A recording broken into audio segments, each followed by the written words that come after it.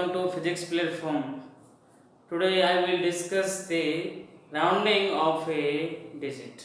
आज हम जो टॉपिक करने वाले हैं वो करने वाले हैं किसी संख्या को पूर्णांकित करना। क्या करने वाले हैं? किसी भी संख्या को क्या करना? पूर्णांकित करना।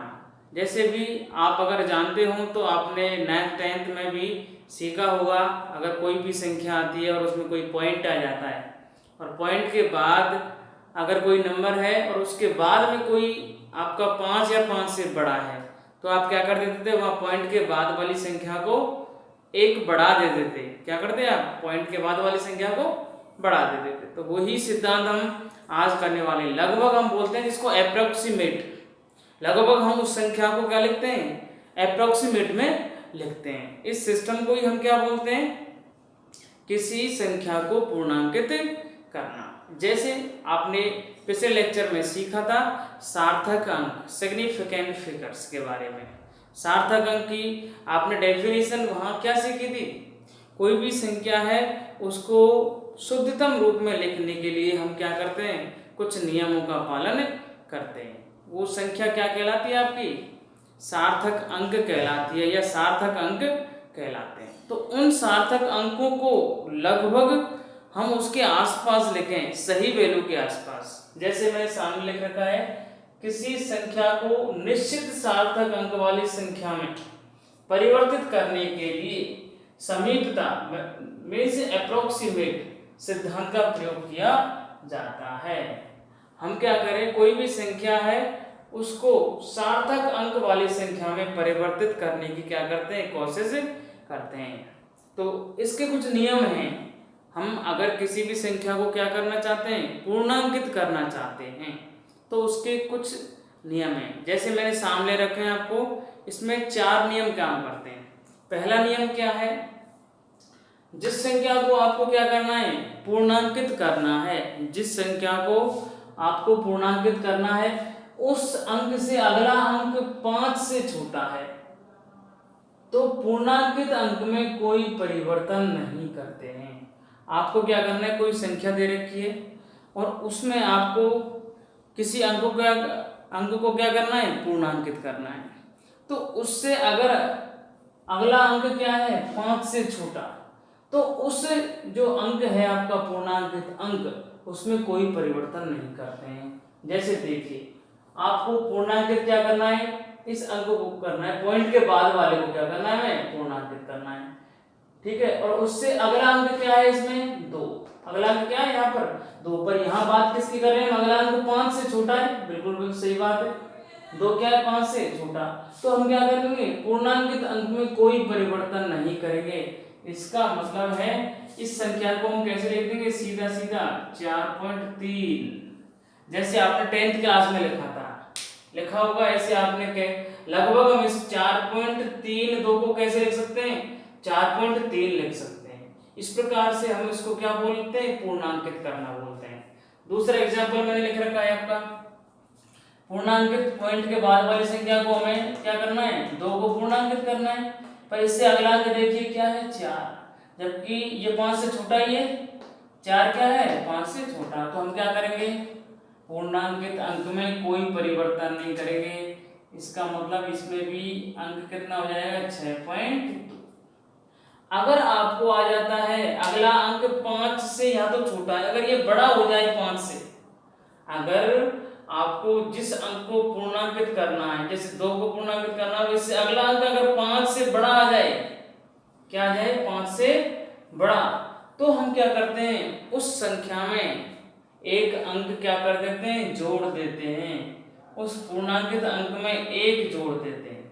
सेकंड नियम की बात कर रहा हूं मैं। फर्स्ट नियम हो गया आपका। फर्स्ट नियम क्या है? अगर आपको किसी संख्या को पूर्णांकित करना है उससे अगला अंक 5 से छोटा है तो उस पूर्णांकित अंक में हम कोई भी परिवर्तन नहीं करते। जबकि अब मैं बात करूं, अगर पूर्णांकित अंक आपका क्या है? 5 से बड़ा है तो हम क्या करेंगे? उसमें पूर्णांकित अंक में 1 जोड़ देते हैं। जैसे आपकी संख्या है 3.57, क्या है? 3.57। तो इसमें पूर्णांकित अंक क्या है? 5 है और उससे अगला अंक क्या है? इसमें 7। तो 7 क्या है 5 से बड़ा होता है, तो हम क्या करेंगे इससे पहले वाले अंक को 1 जोड़ देंगे, इसका मतलब 3 पॉइंट क्या हो जाएगा ये 6, क्या हो जाएगा 3.6। इसमें देखो पॉइंट के बाद क्या है आपका यहाँ पर पूर्णांकित अंक 6 को करना है हमें, और उससे अगला अंक क्या है यहाँ पर 8। तो 8 क्या है 5 से बड़ा है क्या, तो हम क्या करेंगे उससे पहले वाले अंक को 1 अंक बढ़ा देंगे, मतलब 7 पॉइंट कितना हो जाएगा ये 7, कितना हो जाएगा 7.7। तो ये क्या है आपके, ये नियम है किसके, किसी संख्या को पूर्णांकित करने के। तो ये हमें सीधे सीधे लर्न करने हैं बस, और इसके एग्जांपल देखने हैं। इसमें कोई हमें फॉर्मूला नहीं लगाना है, ना कोई इसमें इनको रटना है, सीधा सीधा बस कंसेप्ट समझो। 5 से छोटा है तो कोई परिवर्तन नहीं होगा, अगर 5 से बड़ा है तो उस पॉइंट वाली संख्या को 1 अंक बढ़ा देंगे।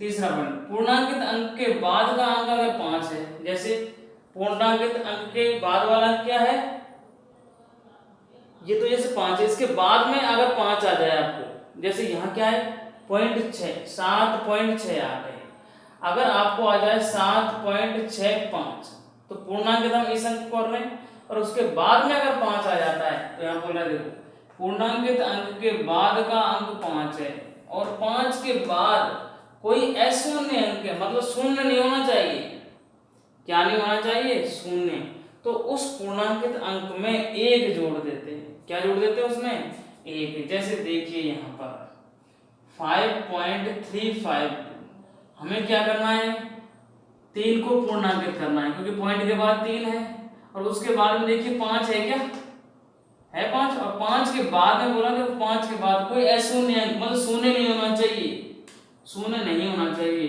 तो 2 शून्य नहीं, तो इसका मतलब हम क्या करेंगे पूर्णांक अंक में 1 जोड़ देते हैं, इसका मतलब 5 पॉइंट, पूर्णांकित अंक ये है 3, तो क्या कर देंगे इसको 4, तो 5.4 हो गया 5.4। इसमें बताइए इसको पूर्णांकित करना है हमें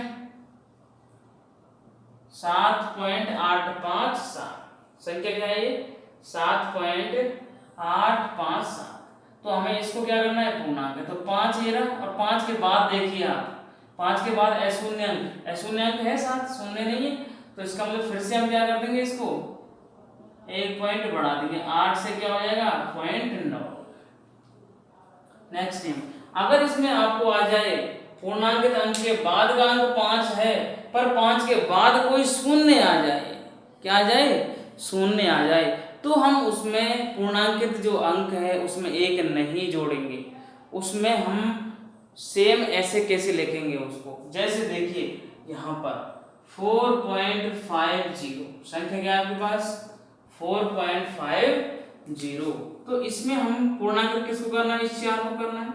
अब यहाँ पर उसके बाद में अंक 5 है, क्या है पूर्णांकित अंक के बाद में 5 है, पर 5 के बाद कोई क्या है शून्य, अब क्या आ रहा है शून्य, तो उसमें क्या नहीं करेंगे कोई भी परिवर्तन नहीं करेंगे, इसका मतलब 5 के बाद देखो यहाँ शून्य है, जिसमें कोई परिवर्तन नहीं करेंगे, 4 पॉइंट क्या हो जाएगा ये 4 ही रहेगा। अरे बात समझ में, इसमें देख लो इसको पूर्णांकित करना है हमें, और यहाँ पर उसके बाद में 5 है, और 5 के बाद कोई क्या है आपकी शून्य है, तो उसमें कोई परिवर्तन नहीं करेंगे, तो 7 पॉइंट क्या रहेगा इसका भी 7। तो प्यारे बच्चों इस प्रकार से मैंने आपको किसी संख्या को पूर्णांकित करना बताया है, that means round of A digit. तो प्लीज ये जो चारों नियम है इनको एक बार देख लो, आसानी से समझ में आ जाएंगे, इसमें कोई ऐसा मैथमेटिकल ऑपरेशन नहीं है जो आपके समझ में नहीं आए। तो प्लीज एक बार इसको देखो, अच्छा लगे लाइक एंड शेयर करो। Thank you.